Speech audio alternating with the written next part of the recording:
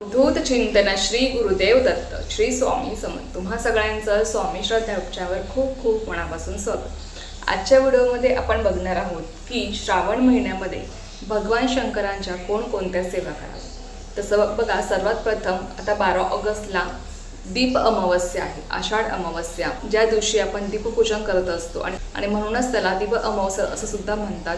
तर या दिवशी आपल्याला दिव्यांचे पूजन करायचे असते. तर ते दीपपूजन कसं करायचं आहे, काय करायचं आहे, कोणता मंत्र म्हणायचा आहे, ही संपूर्ण माहिती तुमच्यासोबत मी शेअर केली आहे. तुम्ही तो व्हिडिओ बघितला नसेल तर अवश्य बघा. आणि आषाढ महिन्याची अमावस्या झाली की दुसऱ्या दिवशीपासून म्हणजे 13 ऑगस्टपासून अर्थात श्रावण महिन्याला सुरुवात होते. आता श्रावण महिना म्हटलं की अतिशय पवित्र हा महिना आहे. या महिन्यामध्ये आपण जास्तीत जास्त सेवा आणि उपासना करत असतो. का करत असतो? कारण की बघा, श्रावण महिन्यामध्ये बऱ्याच जणांच्या घरामध्ये मांसाहार घडत नाही आणि त्या घरामध्ये सुद्धा सेवा आणि उपासना ही जास्त होत असते. म्हणूनच बघा, श्रावण महिन्यामध्ये आपण जास्तीत जास्त सेवा करत असतो, व्रत करत असतो. अर्थात श्रावण सोमवार आपण व्रत करतो, आपण अभिषेक, सेवा, पूजा वगैरे सगळं काही करत असतो. आणि म्हणूनच श्रावण महिन्याला हे तितकं महत्त्व आहे. चातुर्मास सुरू झाला आहे. चातुर्मासामध्ये भगवान विष्णू हे निद्रावस्थेत जात असतात आणि मग त्यांचा जो काही कारभार आहे तो भगवान शंकर सांभाळत असतात. आणि म्हणूनच या श्रावण महिन्यामध्ये आपल्याला भगवान शंकरांची जास्तीत जास्त सेवा आणि उपासना करायची असते. तर आपण बघा, आजच्या व्हिडिओमध्ये आपण तेच बघणार आहोत की आपण श्रावण महिन्यामध्ये भगवान शंकरांच्या कोणकोणत्या उपासना, कोणकोणत्या सेवा आपण करू शकतो. तर सगळ्यात महत्त्वाचं बघा, भगवान शंकरांच्या सेवेमध्ये सगळ्यात प्रभावी, सगळ्यात महत्त्वाची सेवा ती म्हणजे रुद्राभिषेक आहे. आता रुद्राभिषेक तुम्ही श्रावण महिन्यामध्ये रोज करू शकता किंवा रोज शक्य नसेल तर दर सोमवारी, दर श्रावण सोमवारी आपल्याला रुद्राभिषेक आपल्या घरामध्ये झालाच पाहिजे. कारण की रुद्राभिषेक आपल्या घरामध्ये जर होत असेल ना, तर लक्षात घ्या, अतिशय सुंदर सेवा आहे आणि आपल्या घरातलं वातावरणसुद्धा अगदी बदलून जातं जेव्हा आपण रुद्राभिषेक आपल्या घरामध्ये करत असतो. त्यासाठी आपल्याला फक्त भगवान शंकरांची पिंड हवी असते आपल्या देवघरामध्ये. जर तुमच्याकडे नसेल भगवान शंकरांची पिंड तर तुम्ही नक्कीच घेऊन या. तुम्ही पिंड कुठलीही घेऊ शकता, दगडी पिंड चालेल किंवा तुम्ही पाऱ्या धातूची घेऊ शकता किंवा तुम्ही पितळी शिवपिंड घेऊ शकता. तुमच्या इच्छेनुसार तुम्हाला शिवपिंड घ्यायची आहे. फक्त शिवपिंडीवर कधीही नाग नसावा आणि समोर नंदीसुद्धा नसावा. आपल्याला आपल्या देवघरामध्ये फक्त शिवलिंग, फक्त शिवपिंड स्थापन करायची असते. त्यावर नागही नको किंवा समोर नंदीही नको, याची आपल्याला काळजी घ्यायची आहे. तर बघा, आपल्या प्रत्येकाच्या देवघरामध्ये शिवपिंड असली पाहिजे जेणेकरून आपल्याकडनं रोज ह्या सेवा भगवान शंकरांसाठी होणार आहे. आणि श्रावण महिना म्हटलं की अर्थात भगवान शंकराच्या उपासनेसाठी अत्यंत महत्त्वाचा हा महिना आहे. आणि आपल्या देवघरामध्ये जेव्हा शिवपिंड असते ना, तर अर्थात आपल्याकडनं भरभरून सेवा घडते. कारण की रोज रोज आपल्याला मंदिरात जाणं शक्य होईलच असं नाही किंवा तिथे जाऊन आपण तासनतास बसून सेवा करू शकू असं सुद्धा नाही.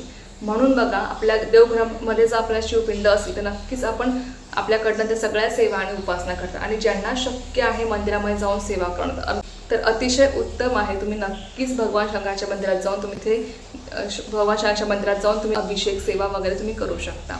पण बघा, आपल्या घरी आपण अगदी मनासारखी सेवा करू शकतो.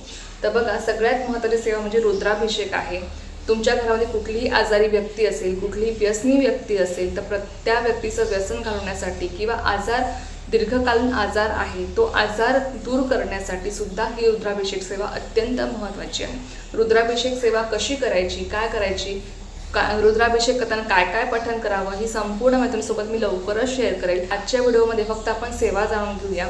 त्यानंतर दुसरी महत्त्वाची सेवा आहे ती म्हणजे शिवलीलामृत ग्रंथाचं पारायण. भगवान शंकरांच्या सेवेमध्ये शिवलीलामृत ग्रंथाचं पारायण सुद्धा अत्यंत महत्त्वाची सेवा आहे. ज्यांना ज्यांना शक्य आहे या श्रावण महिन्यामध्ये शिवलीलामृत ग्रंथाचं पारायण करणं त्यांनी नक्कीच करावं. या ग्रंथामध्ये 15 अध्याय असतात. तुम्ही रोज 2-2 अध्यायसुद्धा पठण करू शकता किंवा रोज तुम्ही 1-1 अध्यायसुद्धा पठण करू शकता, तुमच्या इच्छेनुसार आहे. आता या ग्रंथाचं पारायण कसं करायचं, काय करायचं, नियमाटी कोणत्या आहेत याबद्दल सुद्धा सेपरेट व्हिडिओ नक्कीच येईल. तर त्यानंतर बघा, तिसरी महत्त्वाची सेवा आहे ती म्हणजे शिवमहिमा स्तोत्र.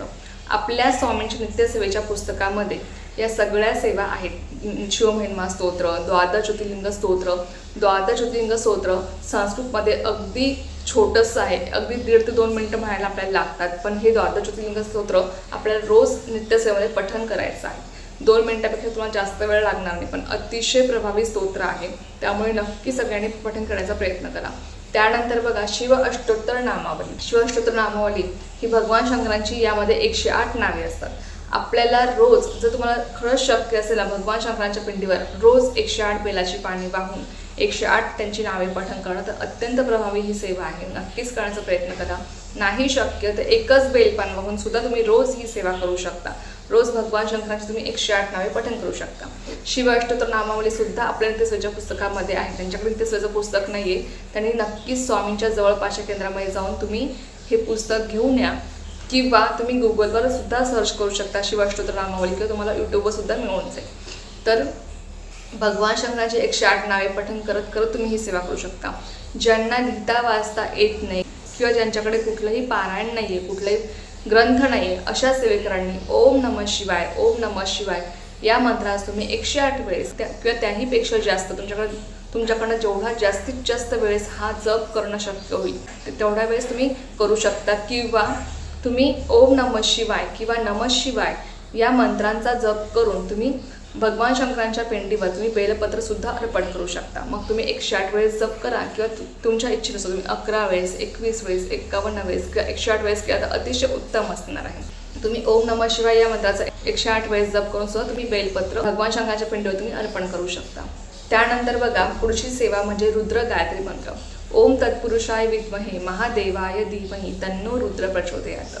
त्या मंत्रात सुद्धा तुम्हाला 108 वेळेस रोज पठण करायचं आहे किंवा दर श्रावण सोमवारी तुम्हाला या सगळ्या सेवा तुम्हाला करायच्या आहेत. बघा श्रावण सोमवार हा श्रावणातला अत्यंत महत्त्वाचा दिवस आहे भगवान शंकरांच्या सेवेसाठी उपासनेसाठी. त्यामुळे हा दिवस चुकवायचा नाही. या दिवशी जेवढ्या आपल्याकडनं सेवा शंकरांसाठी तेवढ्या नक्कीच करण्याचा प्रयत्न करा.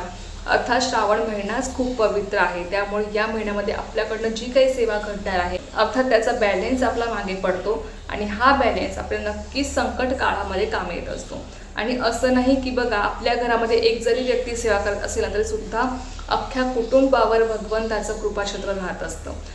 अख्ख्या कुटुंबावर जरी कुठलंही संकट आलं किंवा कुटुंबातल्या कुठल्याही व्यक्तीवर संकट आलं तरी सुद्धा त्याचं नक्कीच रक्षण होतं आणि तेव्हा आपली ही सेवा कामी येत असते. म्हणून लक्षात घ्या की आपल्या घरामध्ये एका तरी व्यक्तीने सेवा करण्याचा प्रयत्न करा किंवा तुमच्याकडून जेवढ्या जास्तीत जास्त सेवा घडतील तेवढं तुम्ही करण्याचा प्रयत्न करा.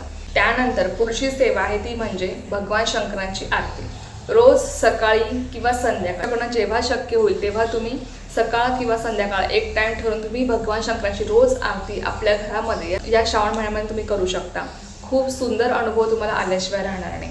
बघा या श्रावण महिन्यामध्ये शिवतत्व हे जास्तीत जास्त प्रमाणामध्ये जागृत असतं आणि त्यात ज्या काही सात्विक लहरी आहेत त्या आपल्यापर्यंत पोहोचण्यासाठी आपल्याला सेवा करणं हे अत्यंत महत्त्वाचं असतं. कारण की जेव्हा आपण सेवा करतो तेव्हाच त्या सात्विक लहरी आपल्यापर्यंत पोहोचतात आणि नक्कीच आपल्याला त्या सेवेचं भरभरून फळ मिळत असतं. भगवान शंकराच्या या महिन्यामध्ये जास्तीत जास्त सेवा करणं हे अत्यंत महत्त्वाचं आहे. त्यानंतर बघा श्रावण महिन्यामध्ये भगवान शंकरांच्याच नाही तर आपल्या गुरूंसाठी सुद्धा आपण सेवा करू शकतो. त्याचबरोबर आपल्या कुलदेवासाठी किंवा कुलदेवीसाठी सुद्धा आपण सेवा करू शकतो. तर त्या सेवा कोणत्या आहेत त्याबद्दल सेपरेट व्हिडिओ टप्प्याटप्प्याने ही माझ्यासोबत मी शेअर करणार आहे. आजच्या व्हिडिओ फक्त एवढंच होतं की यामधल्या तुम्हाला जेवढ्या सेवा जमतात भगवान शंकरांसाठी तेवढ्या तुम्ही करण्याचा प्रयत्न करा. तर चला ही सेवा मी स्वयंमाशाने रुजू करते आणि आजचा व्हिडिओ इथेच थांबवतो. तुम्हाला जर माहिती आवडली असेल तर व्हिडिओला लाईक शेअर सबस्क्राईब करायला विसरू नका. पुन्हा भेटूया अशाच एका नव्या व्हिडिओसोबत किंवा विषयासोबत. तो पण सर्वांना श्री स्वामी समर्थ. जय जय स्वामी समर्थ.